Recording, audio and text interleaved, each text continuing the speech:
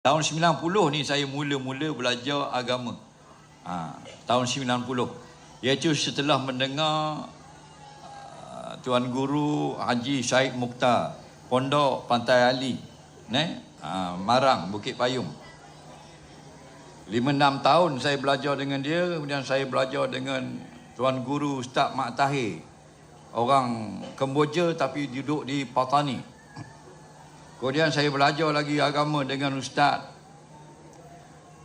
almarhum Ustaz Hakim, yang menjadi warden di Kubang Bujuk, Mak Tafiz Kubang Bujuk. Kemudian saya belajar lagi dengan Syekh Abdul Rahman Jaafar, yang sekarang ini jadi Tuan Guru di Melaka, yang pakai serban besar tu. Dia untuk guru saya tu. Kemudian saya belajar lagi dengan Ustaz Awang Seberang Takik. Guru saya lagi guru pondok Mustaqim di Batu Empat, Cukai Kemaman.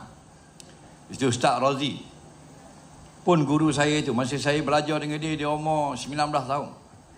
Saya 26 tahun. Kemudian guru saya lagi almarhum Ustaz Muhammad Ibrahim, yang lama duduk di Mesir, orang Pulau Rusa, menjadi penterjemah Jejak Rasul TV3.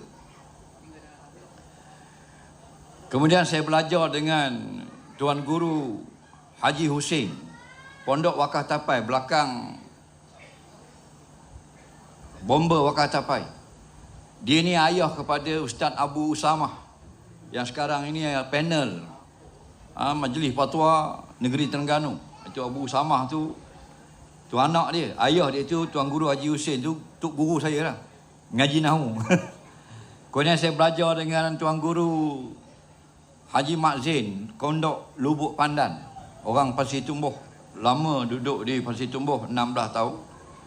Itu antaranya lah, kisah-kisah pendek-pendek. Ngaji tu banyak tapi ilmu tak dapat. Ambil keberkatan guru saja.